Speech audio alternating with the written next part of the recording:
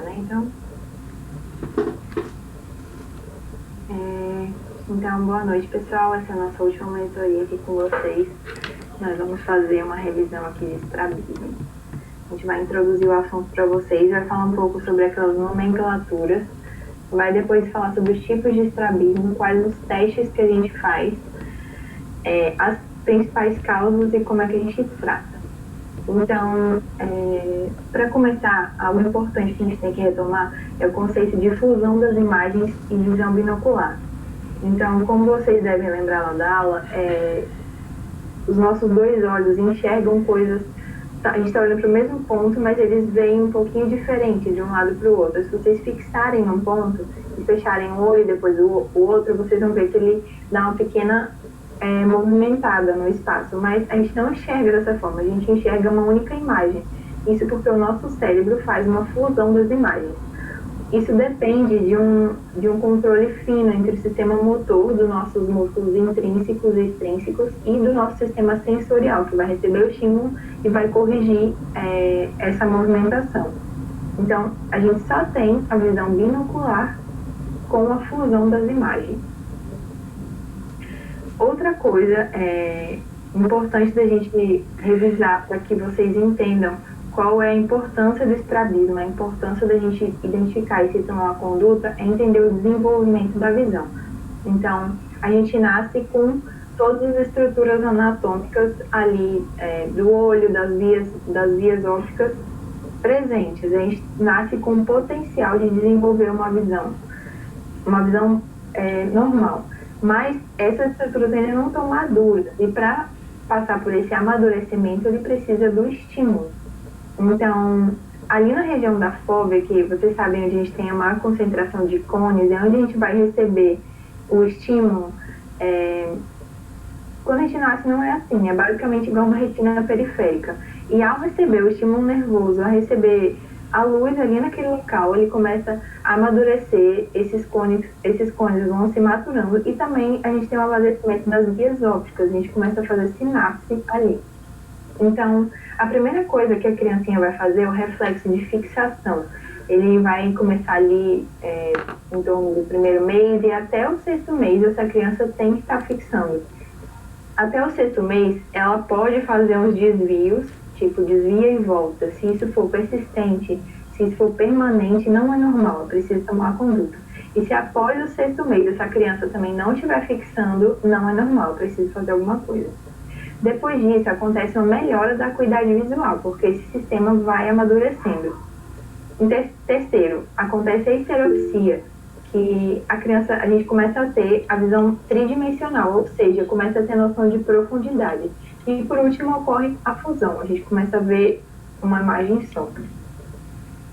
E justamente por esse período de amadurecimento, a gente tem o que é chamado de período crítico, é o período que tem plasticidade.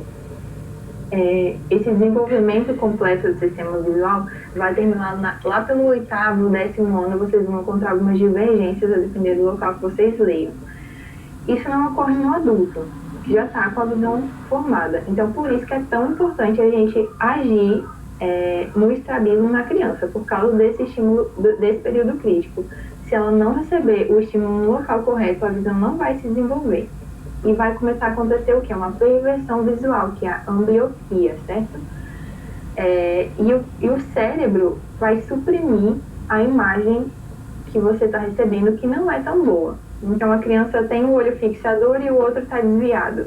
Então, ela vai ficar usando esse olho fixador e a imagem não é tão clara nesse olho que está desviado, então o cérebro vai começar a suprimir. Isso não vai se desenvolver como deveria. Então, no adulto isso não vai acontecer, o sistema já está completo e se ele tiver, por exemplo, uma paralisia de algum nervo, algum problema em algum daqueles músculos extrínsecos e o olho desviar, ele vai ficar vendo duas imagens, ele vai ter diplopia. Dentro desse período crítico, o cérebro vai suprimir a imagem e a criança, o cérebro vai suprimir a imagem desse olho ruim. A ambliopia pode acontecer por diferentes causas. O foco aqui vai ser o estrabismo, uma ambliopia estrábica, mas a gente também pode ter uma ambliopia por causa de uma diferença de grau muito grande, tipo um olho você enxerga normal, o outro tem um grau muito grande, o cérebro vai suprimir a imagem desse outro olhinho, certo? A gente pode ter, por algum motivo que cause a não transparência dos meios, tipo uma catarata congênita, vai suprimir também a imagem desse olho, certo? Mas o nosso foco vai ser a ambliopia estrábica, que é a mais comum, é 50% dos casos. Então, para dar um conceito para vocês de estrabismo, é um termo genérico para descrever o desalinhamento dos olhos, ou seja, eles não estão focados no mesmo ponto. E aí, é uma partezinha meio chata, mas para entender os exames e mais lá para frente, a gente precisa falar desses prefixos e sufixos. Então, a gente tem os prefixos orto, que é o reto, e hétero, que é diferente. E tem os sufixos de tropia, que é manifesto, que está presente naquele momento, e foria, que é latente, não está presente naquele momento. E a gente começa a formar algumas palavras que vão ser importantes para a gente entender o que está acontecendo nos exames. Então, ortotropia, o paciente tem os olhos alinhados, e ele mantém o alinhamento durante o exame. Ortoforia, esse alinhamento vai se manter mesmo durante o exame, que eu fizer um cover test ou algo que tire a fusão desse paciente. A heterotropia é um desvio manifesto, então lembra, hetero é diferente. Então, heterotropia é um desvio manifesto. O paciente chega, eu estou olhando para ele, eu estou vendo que tem um olho desviado. Heteroforia é um desvio latente. Quando eu fizer alguma coisa, tipo um cover test, esse olho vai desviar. Então, vocês podem ver aqui o exemplo na imagem dessa criança, ela tem uma heteroforia. Então, quando ela estava com os dois olhos abertos, vocês estão vendo que os olhos dela estão retos. Quando ela começou a fechar aqui o olhinho direito, começou a manifestar um desvio, então uma heteroforia, certo? Já esse menininho não, ele entrou no consultório, você já viu que ele tem um desvio manifesto, uma heterotropia, certo?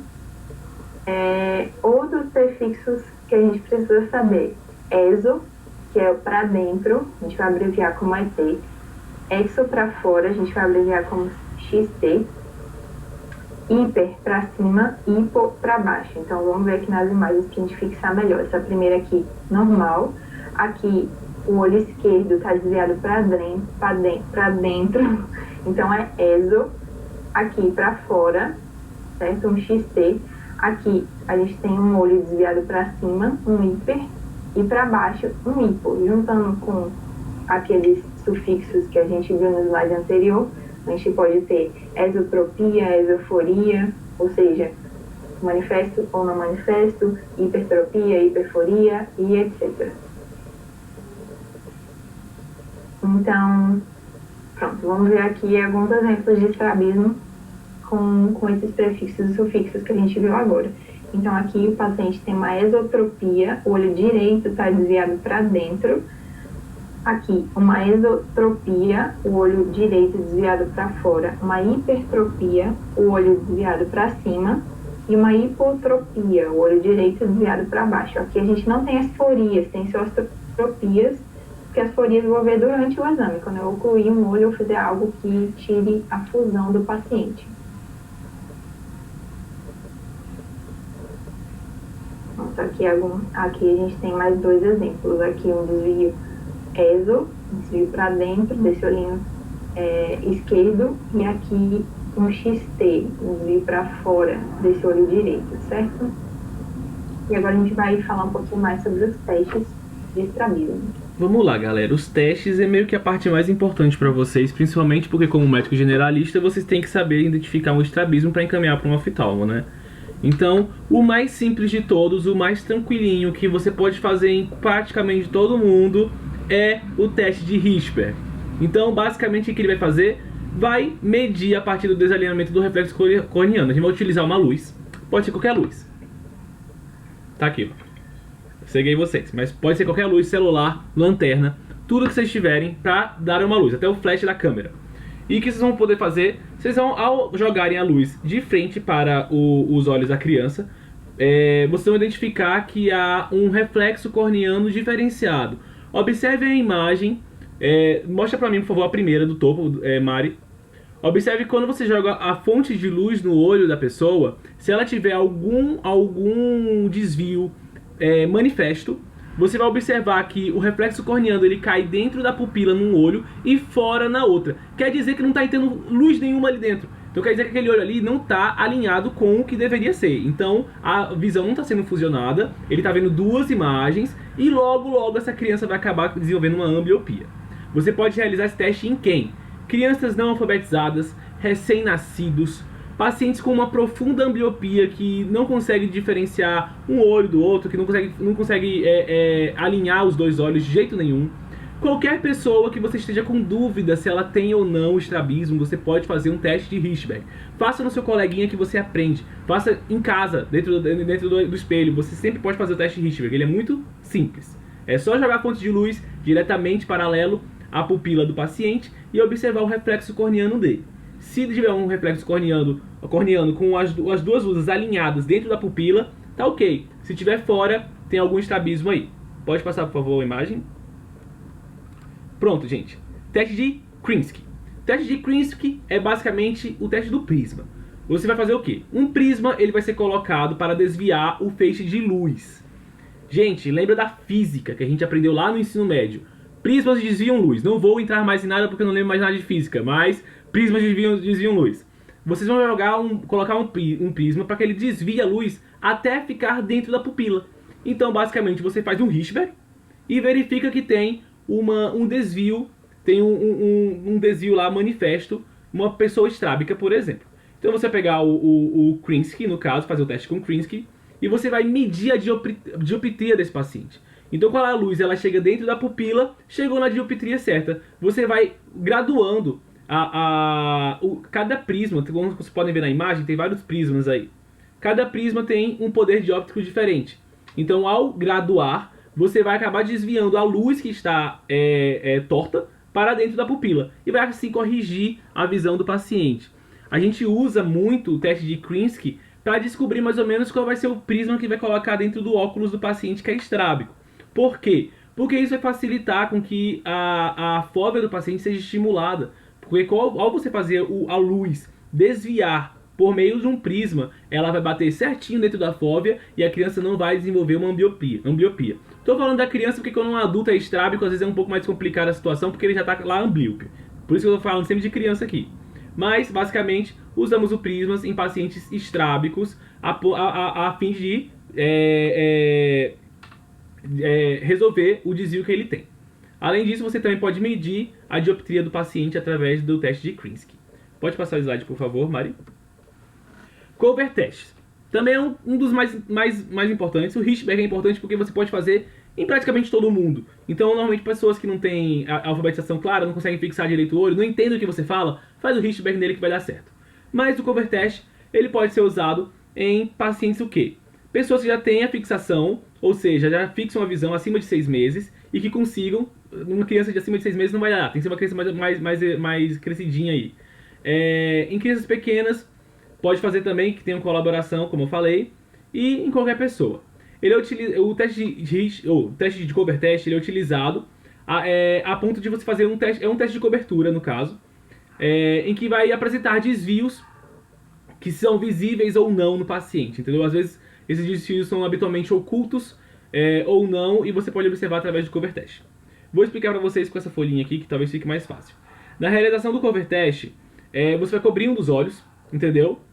E se tiver algum desvio, por exemplo, presente, pode ocorrer que este olho se alinhe. Observe a imagem, por favor. Vocês observam que essa pessoa ela tem uma esotropia, como Mari falou, um desvio manifesto para dentro, um desvio convergente. Ao tampar, eita, tá todo embolado. Ao tampar o olho saudável dessa pessoa, ela endireita o olho que está desviado. Então isso quer dizer o quê? Que a pessoa ela consegue focar, ela não está totalmente amblíope, ela consegue, esse olho dela está funcionante, ela tá focando luz. Então por isso que a gente faz, por exemplo, aquela coberturazinha no olho do bebê estrábico, para que ele possa treinar os dois olhos, né? Justamente por causa disso, é como se fosse o mesmo princípio do cover test. Mas o cover test é mais importante ainda, por quê? Porque você pode, através do cover test, identificar desvios latentes. Então a pessoa chega para você alinhadinha, ou então você não percebe que ela tem um desvio. Ela tem lá o estrabismo manifesto, mas você está com dúvida. O que você faz? Cover test. Só que você vai fazer de forma alternada. Você vai ficar mudando de um olho para outro e observar se há desvio ou não. Como assim se há desvio? Se há uma fixação ou se o olho desfixa. Então, quando você tampa, por exemplo, um olho que não é saudável, ele vai tirar o desvio, quer dizer, ele vai tirar o foco dele atrás do que você tampou. Observe a imagem novamente lá embaixo. Você tampou o olho da pessoa que tá coisado. Imagine que o olho dela estava normal. Imagine que o olho dela estava alinhado nessa primeira imagem da segunda fileira. Quando você tampou com o cover test, o olho dela desviou. Mas como é que você percebe que está desviado? Porque ao trocar, a pessoa está com o olho desviado. Quando ela volta a enxergar novamente, o olho dela volta para o local. Então basicamente é isso. Não sei se vocês conseguiram entender muito bem o cover test, porque é mais fácil na prática. Então assim, olhem para os meus olhos, tampei. O normal, se meu olho direito fosse um olho não saudável, um olho patológico, ele iria desviar, porque está tampado, não está fixado. Quando eu fosse para o olho saudável, ele estaria desviado para você e ele iria fixar novamente, porque eu destampei ele. Basicamente é isso o cover test, ok? Passa, por favor, Mari. E agora, gente, cover test alternado com prisma.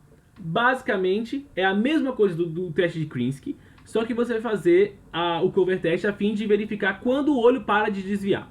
O olho está desviando por quê? Porque é estrábico. Ele não é saudável. Então ele está desviando sempre que você tampa ele tem um desvio para o lado que ele deve ir normalmente. Uma exo ou então uma ESO. Com o prisma, você vai estar desviando a luz para dentro deste olho. Então vai ocorrer a fusão.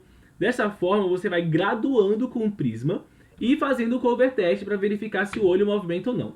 No momento em que você faz o cover test e você não percebe nenhuma movimentação de nenhum dos dois olhos, quer dizer que você chegou no poder dióptrico do prisma que deve corrigir o estrabismo dessa pessoa. Entendeu? Ele é o mais preciso para quantificar o desvio. É o cover test com prisma, ok? E são esses os testes. Tem alguma dúvida em relação a teste, gente? Se vocês tiverem, podem falar. Eu posso até mostrar aquela imagenzinha da menininha para dar o exemplo de novo do cover test para vocês. Mas eu acho que vocês entenderam o cover test, não entenderam? Vou entender que sim. Vamos lá, pode passar. Tá, agora a gente vai falar um pouquinho sobre as causas, né, do estrabismo. O estrabismo, muito costumeiramente, tem como causa genética, né, causa congênita, a maioria. Um desses exemplos é a exotropia infantil. Nesse caso, a gente vê a síndrome de Ciância. E o que consiste, né, a síndrome de Ciância? Ela é um estrabismo convergente, né, que costumeiramente acontece dentro dos primeiros 6 meses de vida. Dificilmente esse desvio ele já está presente no nascimento. Ele vai se desenvolvendo um pouquinho depois. Então, apesar de ter o nome congênito, na verdade, ele é apresentado como uma limitação na abdução, né? Também chamado de exotropia infantil. Aí vocês veem esse nenenzinho aí com o olho direito, o olho esquerdo, né, com essa adução. Pode passar mais. A exotropia permanente é uma lesão, geralmente muscular, certo? E por algum motivo essa criança ela tem uma lesão aí geralmente associada a uma hipertrofia do reto lateral, e aí dá uma puxada um pouco maior. E é o que acontece? Costumeiramente essas crianças elas evoluem para uma ambliopia. Por quê? Você simplesmente não consegue resolver de forma muito fácil essa correção. Dificilmente você vai perceber que o olhinho, se vocês perceberem esse desvio dessa criança, ele é um pouco menor do que o da criança anterior, né? E aí a gente pode deixar passar desapercebido, os pais não perceberem, e ele evoluir para uma ambliopia um pouco mais cedo. Até porque, quando a gente tem um estrabismo convergente, apesar de tudo, o paciente, né, ele vai ter capacidade de enxergar de perto. E como muitas das nossas atividades são de perto, leitura e tudo mais, ele até consegue manter. Mas nesse caso da exotropia, né, esse paciente ele vai ter facilidade de enxergar coisas distantes. E criança dificilmente está muito atento a coisas distantes. Então é uma reação em cadeia que tende só a se perpetuar. Pode passar mais. Na próxima, a gente tem uma outra síndrome genética chamada síndrome de Duane, ou Duane. É um estrabismo congênito. Geralmente, você vai ter uma paralisia do reto lateral. Não é uma paralisia nervosa, é uma paralisia também muscular do reto lateral. E aí você vai ter essa limitação do olhar vertical. Né? E percebam, isso é meio que bilateral. Então veja, essa criança ela pede para olhar para frente com o olho, ela vai, quando vira para o outro, ela volta. Então são paralisias costumeiramente bilaterais, a depender da situação. Pode passar mais. Dentre as causas adquiridas, as mais comuns são as paralisias intrínsecas dos nervos, né? Principalmente do oculomotor, do abducente e do troclear. Nesse caso aqui, a gente vê uma clara paralisia de terceiro nervo, né? Percebam, o paciente ele tem uma miose, ele tem uma midríase. O examinador está levantando a pálpebra, ou seja, ele tem uma ptose. O olho está desviado para fora, levemente para baixo, né? Então a gente vê paralisia do reto medial e do nosso oblíquo inferior, certo? Por isso que ele está apontando para baixo, lembrando que o oblíquo inferior levanta, né? E essa lesão é uma lesão não costumeira, mas é uma lesão que ela é mais comum em pacientes diabéticos de longa data. Você vai tendo lesões isquêmicas no nervo e o nervo vai morrendo de dentro para fora, né? Então, primeiramente você vai perdendo a capacidade de acomodação visual, depois você vai paralisando a musculatura e todo aquele acontecimento, uma sequência de acontecimentos. Na próxima imagem, a gente vê uma... Pode passar, Mário? A gente vê uma paralisia de sexto pau, uma paralisia de abducente. Então perceba que o nosso olho esquerdo, ele tem uma paralisia. Esse paciente...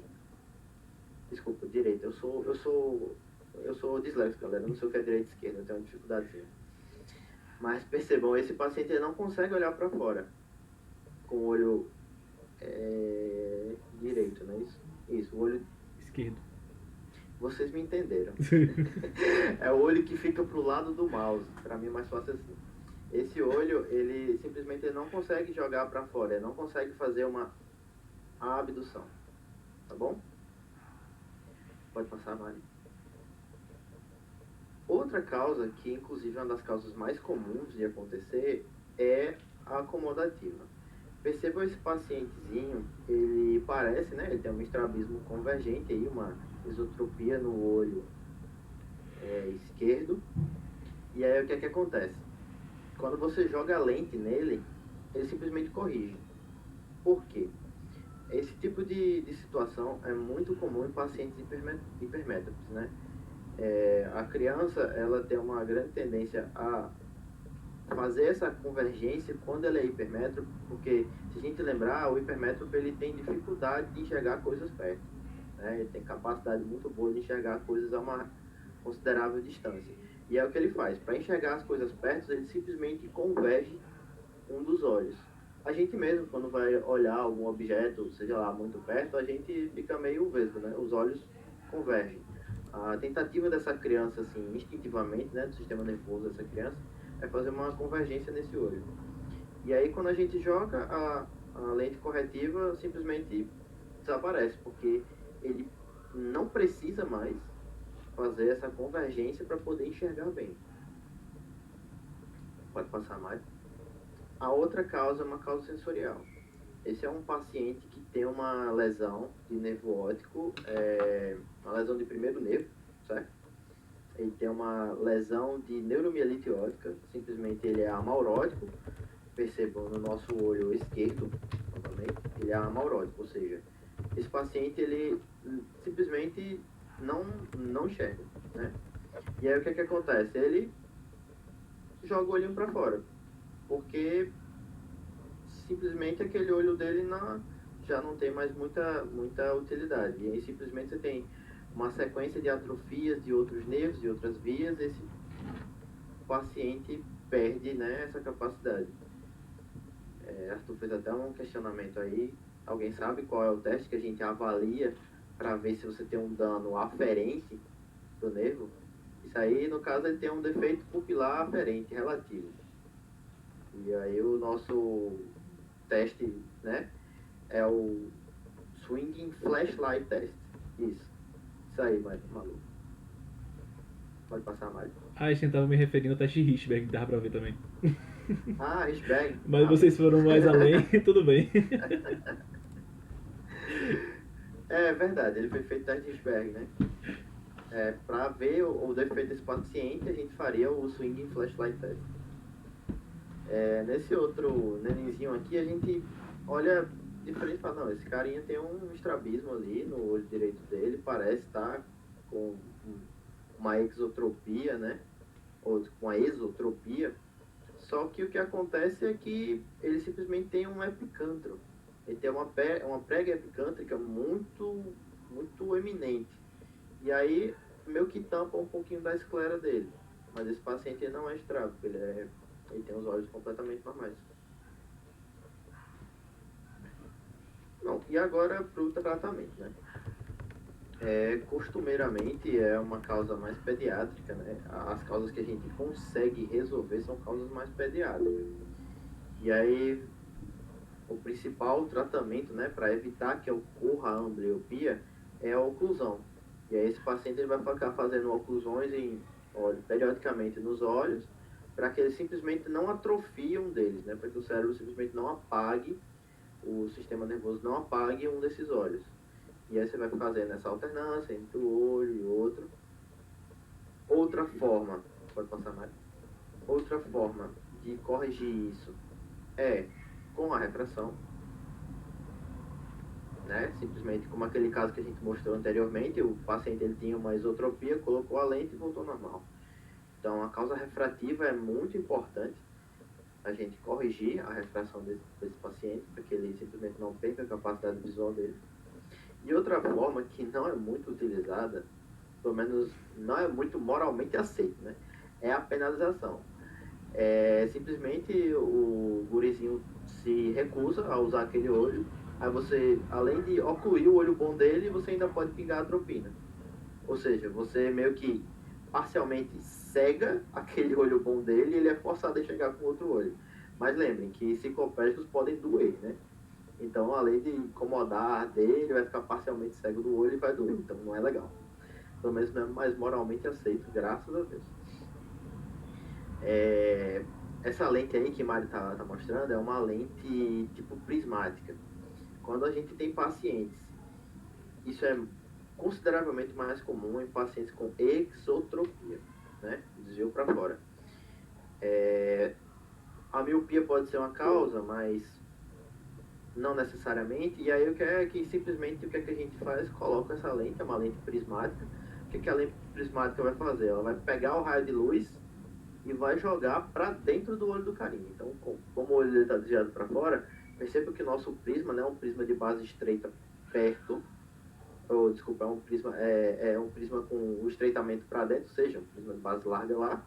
O raio vem, desvia para fora e faz a curva de novo. Então ele entra e entra. Aí o paciente simplesmente não perde a capacidade visual dele, daquele olho estrábico. Só que quando você coloca essa lente, o olho dele vai continuar virado para o lado. Simplesmente você não tem o estímulo de fazer com que o olho volte. Ele vai continuar olhando para fora, mas ele vai conseguir enxergar. Pode passar mais. Outra forma de corrigir é motora, né? Então, se você tem um músculo que é hipertrófico, que é um músculo curto, ou seja lá o que for, você pode fazer alterações, né? Cortar, puxar, redirecionar e posicionar esse olho para que ele consiga enxergar direitinho. Outra causa que a gente vai direto no músculo também, não é uma causa, uma farmacológica, é você fazer o uso da toxina botulínica. Então, se você tem um músculo que é hipertrófico, que é um músculo que está tensionando mais forte do que o outro, você vai bloquear o músculo forte ele paralisa e o olho volta para o canto dele. Lembrando que essas duas últimas são mais comuns de serem realizadas em adultos, né? Já que, se tudo der certo, a gente conseguiu resolver com os métodos anteriores na criança. Pode passar. E era isso, pessoal. Isso que a gente tinha para contribuir com vocês hoje. Vocês têm alguma dúvida?